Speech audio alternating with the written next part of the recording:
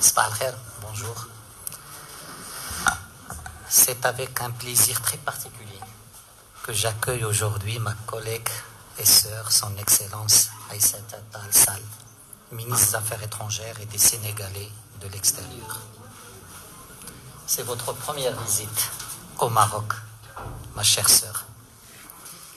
Et vous nous donnez deux excellentes occasions supplémentaires de nous en souvenir. Vous l'effectuez à Dakhla, perle des provinces du sud du royaume, pour inaugurer le siège du consulat de la République du Sénégal dans cette partie du royaume, conformément aux instructions de Sa Majesté le roi Mohammed VI et de son Excellence le président Macky Sall. La deuxième raison, c'est que vous le faites coïncider avec les festivités marquant la fête nationale du Sénégal, que votre pays frère commémore le 4 avril de chaque année. Permettez-moi donc de vous renouveler les vœux les meilleurs du royaume du Maroc, qui ont été d'ailleurs exprimés par Sa Majesté le roi Mohammed VI à son frère, son Excellence le président Macky Sall, il y a quelques jours, dans le message que Sa Majesté le roi a adressé au président sénégalais. Le souverain a réitéré dans ce message, et je cite, sa ferme volonté de poursuivre l'action commune en vue de renforcer le partenariat stratégique maroco-sénégalais et de contribuer à l'édification d'une Afrique unie, solidaire et prospère. C'est exactement, ma sœur, l'esprit qui nous rassemble aujourd'hui ici à Dakhla. Votre pays, ma chère sœur, la République du Sénégal, occupe une place particulière dans le cœur du Maroc et de son souverain. Sa Majesté le roi a effectué pas moins de 8 visites officielles au Sénégal, dans Sa Majesté, dans celle historique de novembre 2016, durant laquelle le souverain a prononcé son premier et unique discours de la marche verte en dehors du Maroc.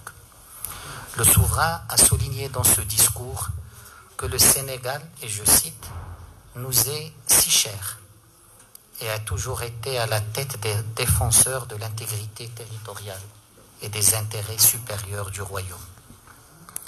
Plus encore, a poursuivi le souverain, le Sénégal a démontré par les actes et par la parole à plusieurs occasions qu'il considère la question du Sahara marocain comme étant sa cause nationale propre. C'est dans cet esprit que son Excellence le président Macky Sall a fait part à Sa Majesté le roi dans un entretien téléphonique le 21 mars 2021 de son souhait d'ouvrir un consulat de la République du Sénégal à Dakhla. Nous sommes ici donc aujourd'hui en exécution de cette volonté commune de nos deux chefs d'État, conformément aux orientations qu'ils ont bien voulu nous donner. Madame la ministre, vous le savez autant que moi, par essence, l'ouverture d'un consulat n'est jamais un acte anodin dans les relations entre États. Mais cette décision souveraine du Sénégal est d'autant plus à marquer d'une pierre blanche dans l'histoire très ancienne de l'amitié entre nos deux pays, car d'abord cette ouverture confirme la marocanité du Sahara, témoigne une fois de plus de la position constante de soutien ferme du Sénégal frère à l'intégrité territoriale du royaume. Deuxièmement, il donne une nouvelle preuve par les actes de l'alliance indéfectible entre le Maroc et le Sénégal et de leur solidarité active qui ne s'est jamais démentie. Enfin, il rappelle que la marocanité du Sahara est une vérité historique, politique et juridique qui n'est pas sujette à négociation. Le Maroc est dans son Sahara et le Sahara est dans son Maroc, comme l'a dit Sa Majesté le roi. C'est bien cela la signification de ce consulat. Bien plus qu'une structure administrative, c'est une nouvelle attache entre le Maroc et le Sénégal. Le consulat du Sénégal est le 23e consulat ouvert dans les villes de Dakhla et Laayoune, représentant les régions africaines, arabes, nord-américaines, caribéennes et latino-américaines. Ce consulat opérera sur le terrain de la coopération territoriale et décentralisée tournée vers l'Afrique, qui est en plein développement dans les provinces du sud du royaume. Madame la ministre, chères sœurs, Sa Majesté le Roi entoure les relations entre le Sénégal, avec le Sénégal de sa très haute attention et sollicitude.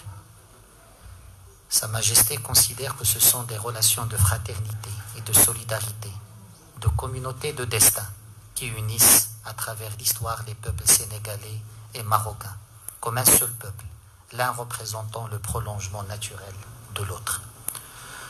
Je ne veux pas donc tomber dans les lieux communs en parlant de ces relations si spéciales, car leur profondeur et leur exemplarité dépassent tous les superlatifs. C'est une amitié de tous les temps qui a su se confondre avec l'histoire du Maroc et l'histoire du Sénégal. C'est aussi une solidarité à toute épreuve qui ne s'est jamais démentie. Et c'est aujourd'hui encore un partenariat stratégique d'excellence auquel Sa Majesté le Roi veille personnellement. Nos deux pays sont liés par plus d'une centaine d'accords, couvrant des secteurs clés: concertation politique, coopération économique, action culturelle, coopération sécuritaire et autres. Mais nous ne pouvons et nous devons encore œuvrer pour hisser ce partenariat à des niveaux d'ambition, au niveau d'ambition de Sa Majesté et de son Excellence le Président. C'est ce que nous avons discuté tout à l'heure.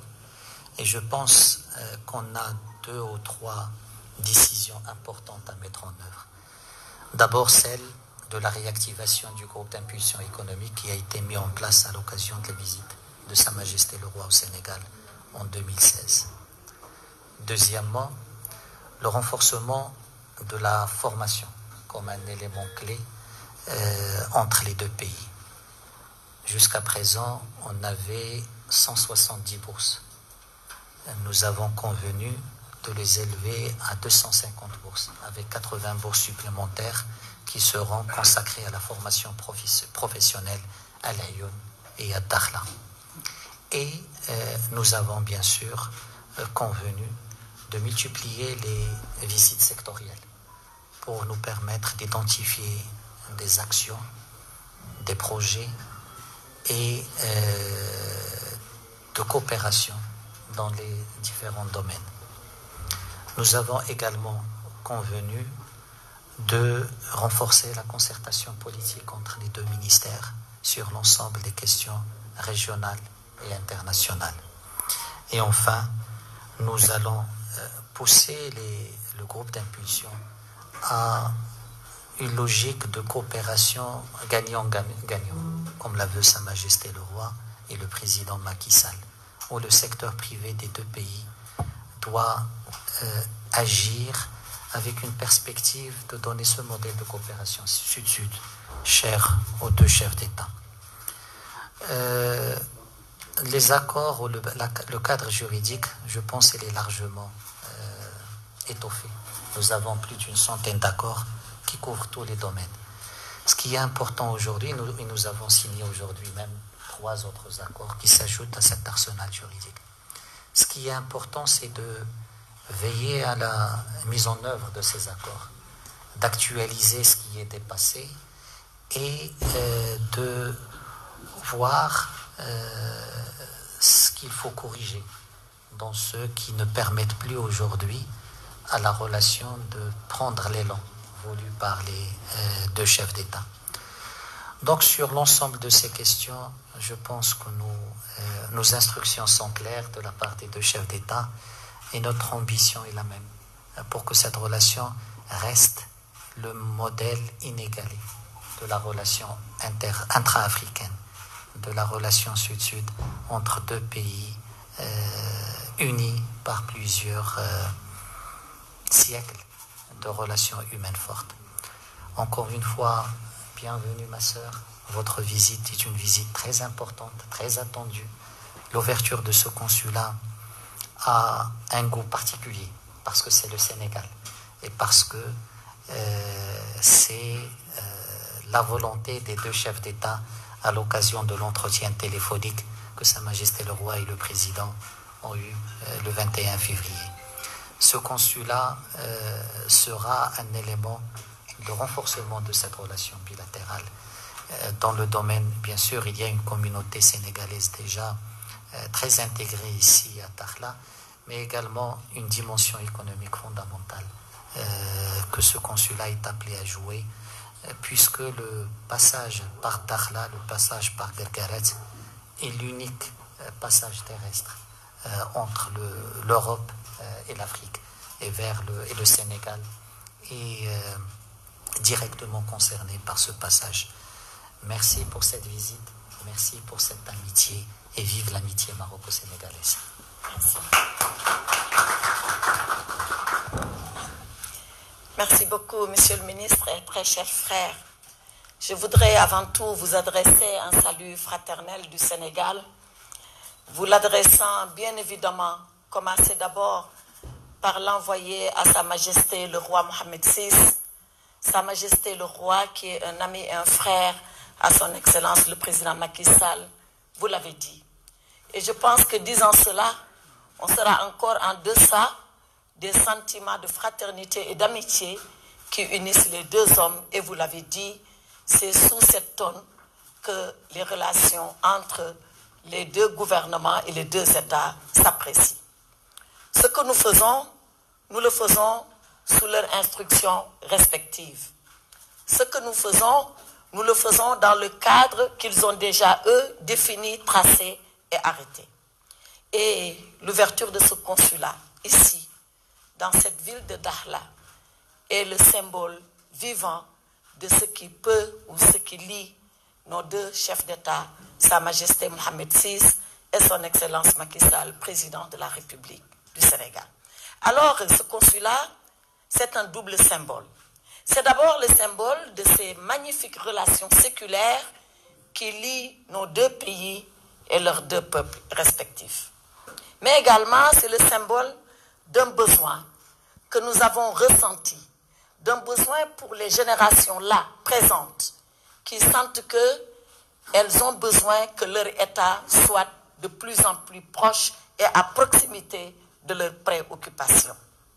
Mais également, c'est un besoin pour le futur, pour les générations à venir, pour ce que peut représenter Dakhla dans l'ouverture, cet esprit d'ouverture que vous aurez vers le continent africain et particulièrement vers le Sénégal. Nous en sommes conscients, nous y sommes sensibles et nous en sommes très fiers. Voilà pourquoi je suis heureuse ce matin à vos côtés de venir couper ce ruban symbolique dans cette belle maison qui désormais est la maison du Sénégal et où va flotter notre drapeau national. Et croyez-moi, Monsieur le Ministre, cette maison servira à cela. Il servira à magnifier l'excellence de nos relations. Il servira à porter haut la relation qui unit Sa Majesté Mohamed VI à son Excellence le Président Macky Sall. Mais il servira surtout à exprimer les besoins que nous avons à avoir pour nos deux peuples et leurs ressortissants, mais surtout l'ambition que vous et nous nourrissons pour l'Afrique. Cette ambition que nous avons déclinée depuis très longtemps déjà, vous l'avez dit, sans accord signé entre nos deux pays. Mais comme si cela ne suffisait pas, encore 3 autres. Et comme si cela ne suffisait pas, encore d'autres et d'autres à venir. Lorsque mon frère, vous me ferez l'honneur, le plaisir, j'allais dire le bonheur, de répondre solennellement à l'invitation que je vous lance ici et maintenant à venir visiter le Sénégal, votre pays qui vous attend. Et à cette occasion, je suis convaincue que cette grande commission mixte, qui a déjà fait du bon travail, mais vous l'avez dit, et je reprends cette belle expression, ce n'est pas parce que le ciel est d'un bleu azur que les commandants ne doivent pas s'occuper du pilotage automatique. C'est peut-être parce que le ciel est bleu et que rien n'est à signaler qu'il faut encore mieux orienter ce super, je ne sais pas comment l'appeler, super Boeing que nous avons entre nos mains et qui est la relation entre le Royaume du Maroc et le Sénégal. Pour tout dire, mon cher frère, c'est encore une fois vous apporter le plaisir et la fierté que nous avons à être là ce matin dans ce Sénégal de Aïoun. Vous apportez le plaisir et la fierté que nous avons encore de poser une pierre supplémentaire à cet édifice que nos anciens ont construit. Que toutes les générations, et de Marocains et de Sénégalais, chacun se sentant dans l'obligation d'encore aller plus loin dans ce qui a été fait. Vous l'avez dit, tous les souverains qui se sont succédés à la tête de ce royaume, de ce beau royaume du Maroc, y ont travaillé comme sur une ligne droite. Tous les présidents de la République du Sénégal, quels que puissent être les régimes politiques et les alternances, y ont travaillé. C'est pour dire que cette relation dépasse nos deux modestes personnes. C'est des relations qui ont été fixées par nos peuples, que nos deux capitaines qui tiennent la barre impulsent et que nous devons tout simplement suivre et exécuter. Mon cher frère, le Sénégal vous attend. Dakar vous attend. Et je voulais vous dire, maintenant que nous sommes là, que peut-être que tous les problèmes que nous avons, qui n'étaient pas des problèmes particuliers au Sénégal, mais qui sont des problèmes de la vie tout court. Quand il y a une communauté quelque part, bien évidemment, les besoins s'expriment. Et vous l'avez dit ici, nous avons une communauté du Sénégal qui a des besoins. Et je vous remercie pour l'oreille attentive que vous m'avez prêtée quand je me suis mise à en parler. C'est pour cela que ce consulat est important. C'est pour ça qu'il est opportun. C'est pour ça qu'il vient à son heure. Et son Excellence, le président Macky Sall, m'a demandé avec beaucoup de fierté de venir personnellement procéder à vos côtés à son inauguration pour ce qu'il représente dans l'expression des besoins des Sénégalais et certainement dans la solution à leurs problèmes, solution à laquelle vous avez largement contribué, vous et vos services respectifs. Et m'adressant à mes compatriotes, je voulais leur demander de considérer qu'ici, ils sont chez eux. Notre consul général à Casablanca, je pense que c'est le premier aujourd'hui qui se sent soulagé d'avoir maintenant un relais ici qui permettra que les Sénégalais venant d'Europe, que les Sénégalais résidant ici à Dakhla, que les Sénégalais de Maroc, du Royaume du Maroc tout simplement, puissent avoir ici un endroit, une place, un interlocuteur qui pourra les écouter, les entendre et mieux apporter solution à leurs problèmes. Voilà le double symbole que représente ce consulat à Dakhla. Symbole de notre relation séculaire, symbole de l'excellence de la relation qui existe entre Sa Majesté Mohamed VI et le président Macky Sall, symbole de ce que nous devons apporter comme ambition à nos deux pays pour maintenant aller plus en avant dans cette relation, qu'elle soit de coopération commerciale, qu'elle soit de coopération universitaire, qu'elle soit de coopération sanitaire, qu'elle soit de coopération dans les transports. Les domaines sont nombreux et nous en avons énuméré quelques-uns ce matin. C'est pour dire que le ciel va rester bleu azur, l'appareil est au beau fixe, mais nous les pilotes que nous sommes, nous serons encore beaucoup plus vigilants, beaucoup plus performants pour aller le plus haut, le plus loin et le plus vite possible. Merci mon frère. Vive le Royaume du Maroc et vive le Sénégal et vive la coopération entre le Maroc et le Sénégal.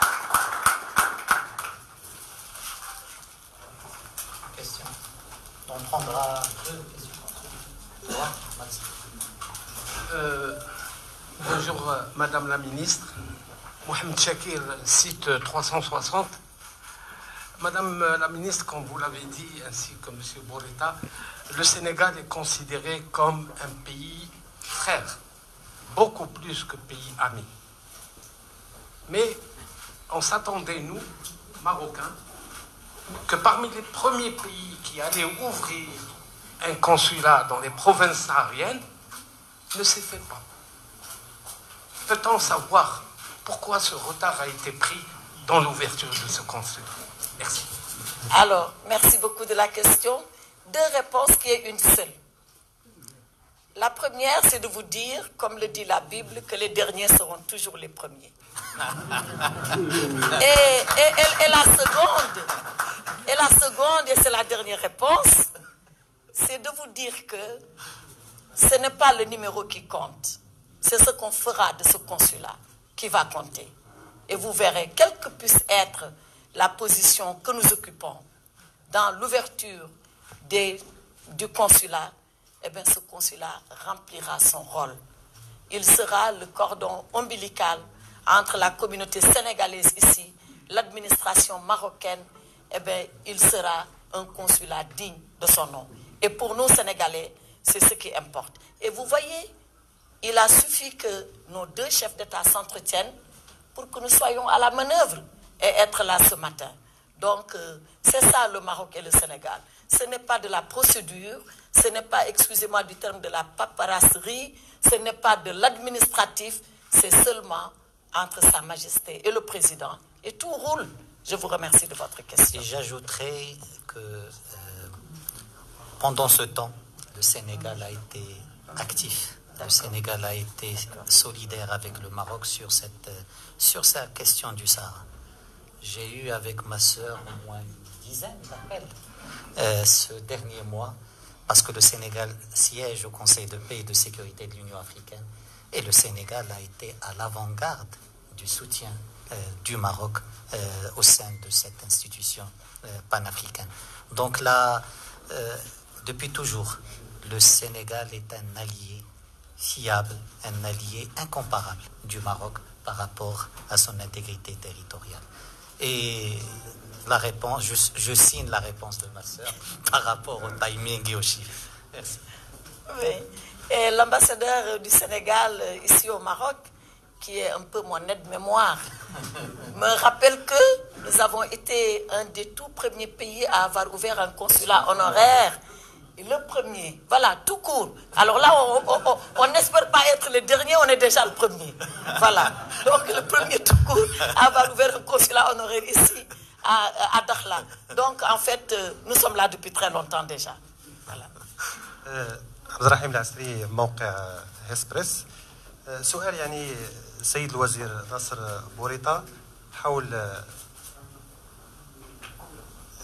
يعني تحدث الرئيس الجزائري باعتبار الجزائر طرف في نزاع الصحراء المغربية على أن يعني هذا النزاع يجب أن يحل ضمن اللجنة الرابعة للأمم المتحدة، واعتبر أن كل الأطراف الدولية تدعم حل هذا النزاع ضمن هذه اللجنة الرابعة، كما اعتبر أن النزاع هو بين المملكة المغربية وجبهة البوليساريو ولا دخل للجزائر في أي حل يتم قبوله بين الطرفين.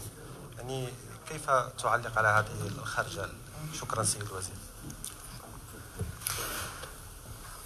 سبق لي وقلت أكثر من مرة بأن من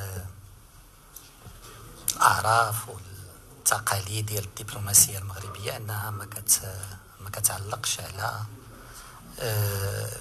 ما يقوله رؤساء الدول احتراما لمكانتهم واحتراما لدورهم. يمكن لي نقول سمعت الزميل ديالي وزير الخارجية قال كثير في هذا، لأن دار مجموعة تصريحات اللي كتعطي الانطباع بأن يمكن لا غيزون ديتر ديال الدبلوماسية الجزائرية أصبحت هي القضية الصحراء، يعني يمكن كيهضر عليها أكثر من أي واحد آخر. وفي هذا الإطار هذا يمكن لي ندير واحد جوج ولا ثلاثة تعليقات على ما سمعت. المسألة الأولى، أنا يمكن لي أول مرة متفق مع الزميل ديالي من كيقول بأن الحل غيكون لما الأطراف الحقيقية، الطرفين الحقيقيين يجلسوا ويتذاكروا باش يوصلوا للحل. هذا المغربي كان كيقول دائما على اعتبار بأن الطرفين الحقيقيين هما المغرب والجزائر، بأن الجزائر بهذا الشيء اللي كتقول وبهذا الشيء اللي كدير وبهذا الشيء اللي وهاد التعبئة اللي دايرة وبهاد يعني بهاد المواقف ديالها كتأكد بأنها الطرف الحقيقي، والمغرب متفق على أن الحل ما يمكن له يكون إلا مغربي جزائري، على اعتبار بأن الجزائر هي الطرف الحقيقي وماشي المغرب اللي كيقولها. هي كتأكدوا يوميا بالتصريحات، بالأفعال، بالمساعي، بالتحركات، اللي عنده شي موقف كيجي كيدافع عليه حول الطاولة، اللي عنده شي توجه كيجي وكيعبر عليه وكيقول. والجزائر عندها موقف، عندها توجه، هي طرف حقيقي في هذا النزاع، في الخلق ديالو، في الاستمرار ديالو، وخصها تحمل المسؤولية في الحل ديالو على قد مسؤوليتها في إقامة النزاع. التعليق الثاني هو أن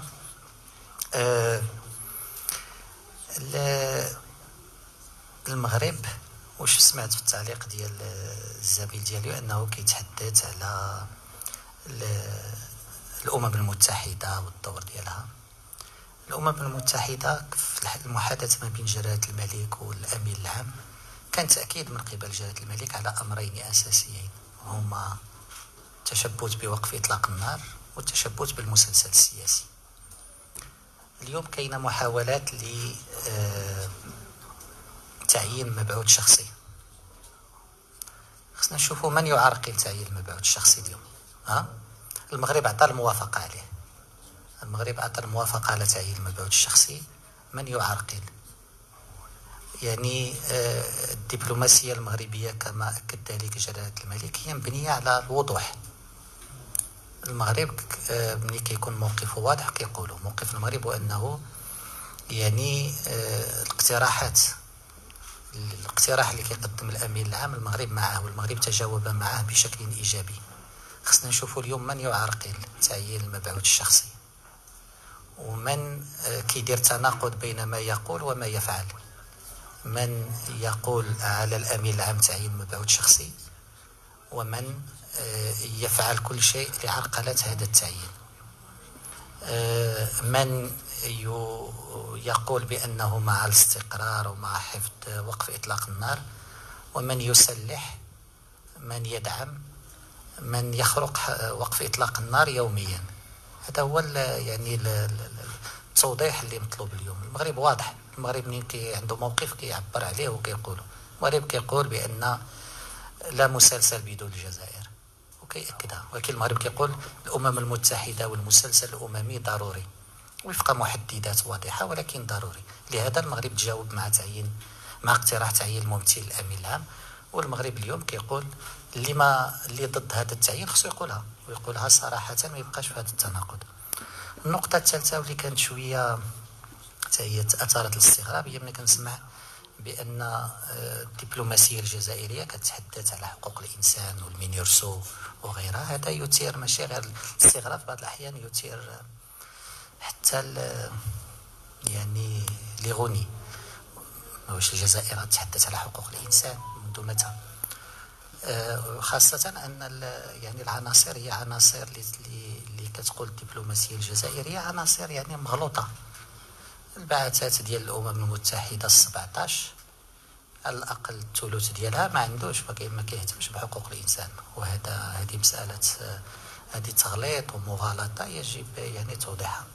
ثانيا المغرب واضح في هذه المسألة هذه وكيقول ماشي الجزائر اللي تهضر على حقوق الإنسان، ربما آخر من يمكن يهضر على حقوق الإنسان.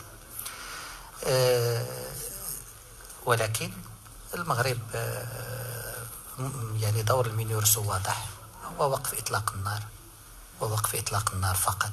للأسف مراقبة وقف إطلاق النار اللي اليوم المينيرسو تعاني من تضييق على تحركاتها، وخصي هنا كذلك يتحيد التناقض. من يعرقل عمل المينيرسو؟ من يمنع المينيرسو من القيام في واجبها من مراقبة وقف إطلاق النار في شرق الجدار الأمني؟ هذه المغرب المغرب دبلوماسيته كما قيادة جلالة الملك هي دبلوماسية الوضوح، ولكن لأنك يعتبر بأن التناقض بين الأقوال والأفعال ما كيعطيش المصداقية للعمل الدبلوماسي. تقديم المغالطات ما يقدمش الملف. لهذا فنكرر بأن المغرب تشبت بوقف إطلاق النار، ولكن المغرب بحال اللي قال جلالة الملك سيرد بقوة على أي تهديد لأمن وسلامته. المغرب متشبت بالمسلسل السياسي وكيواكب بشكل بناء الخطوات اللي كيتخذ الأمين العام في هذا الإطار، ولكن في نفس الوقت المسلسل السياسي عنده محددات، ومحدده الأساسي هو أن الطرف الحقيقي يجي يدافع على راسه، ما يبقاش ما يدافعش بالتصريحات، يدافع في المفاوضات. بحال اللي قال يعني الوزير الجزائري على الطرفين الحقيقيين أن يجلسا حول الطاولة. الطرفين الحقيقيين معروفين، وبالنسبة للمغرب الجزائر طرف حقيقي. والنقطة الثالثة هي تقديم المغالطات، وهذا مش وقت المناورة، هذا وقت العمل الجدي. إذا كانت الاستقرار للمنطقة كتهم الجزائر بحال اللي كتهم المغرب. شكرا. سارة الطالبي، موقع اليوم 24. سؤالي للسيد الوزير، مجلس الأمن يستعد لعقد جلسة خاصة حول قضية الصحراء في 21 من شهر أبريل الجاري. بدأت تصريحات من جهات مختلفة حول انتظاراتها من هذه الجلسة. ما هي انتظارات المغرب من هذه الجلسة الخاصة؟ شكرا سيد الوزير.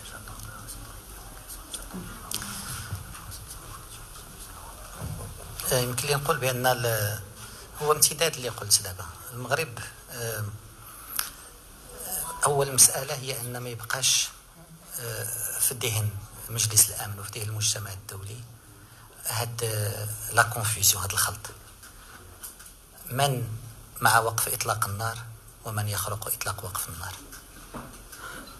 يعني مجلس الأمن بكل موضوعية خصو يحدد من يخرق يوميا وقف إطلاق النار ومن أعلن عن خروجه عن وقف إطلاق النار، ومن بالمقابل متشبت وأعلن على أعلى مستوى على لسان جلالة الملك بأن المغرب متشبت بوقف إطلاق النار. الخلط ما يبقاش كذلك من مع المسلسل السياسي ومن يناور في المسلسل السياسي. المغرب قال نعم لتعيين ممثل شخصي. من ضد تعيين الممثل الشخصي؟ من رفض الأول من لم يحدد بعد موقفه من الاقتراح الأخير؟ هذه كذلك خصها تكون واضحة بأن المسلسل السياسي من يدافع عنه ومن يعرقله، من يسهل مهمة المينورسو ومن يعرقلها. الخلط ما يبقاش كذلك. فهذه الجلسة خصها تكون مناسبة لتحديد المسؤوليات وتحديد من يلعب دور بناء، من يشتغل بجدية، من له وضوح في المواقف، ومن يتلاعب يناور ويتناقض بين القول والفعل. من يريد الأمم المتحدة ومن يحاول أن يقحم منظمات لا تريد ذلك في مسار أممي. هذه التناقضات هذه خصها تحبس. إذا كان الملف عند الأمم المتحدة من يحاول أن يقحم الاتحاد الإفريقي في هذا الملف. فهذه التناقضات هذه هذا وقت الوضوح، والتناقضات هي اللي كيخص مجلس الأمن يوقف عليها، سواء فيما يتعلق بوقف إطلاق النار، المسلسل السياسي، دعم المينورسو، ودعم حصرية ملف الأمم المتحدة. المغرب يعتبر بأن ما حققه بقيادة جلالة الملك من مكاسب هي على المستوى الميداني، على المستوى الدبلوماسي، هي مكاسب من أجل الحل، يجب استثمارها من أجل الحل. ولهذا المغرب كان دائما مع حل هذا النزاع في إطار الوحيد اللي كاين، وهو مبادرة الحكم الذاتي. إذا كانت هناك جدية من الطرف الحقيقي اللي هو الجزائر، المغرب مستعد. إذا كان هناك هذا وقت ديال اللعب والمناورة، المغرب غيستمر في المسار ديالو في تأكيد مغربية الصحراء. وشفنا اليوم يعني 21 قنصلية مفتوحة، 2 تم الإعلان على أنهم غادي يفتحوا. المغرب مغربية الصحراء هذا مسلسل إيريفيرسيبل، لا رجعة فيه. غادي من يريد أن يجلس لإيجاد حل في إطار الحكم الذاتي مرحبا، من لم يريد فيستمر في هذه المغالطات وهذه التناقضات. والمغرب غيبقى بالوضوح ديالو، ولكن بالعمل الجدي ديالو لتأكيد مغربية الصحراء على أرض الواقع وبالفعل الدبلوماسي، وليس فقط بالأوهام وبالأكاذيب. شكرا. Félicitations mon frère, j'ai tout.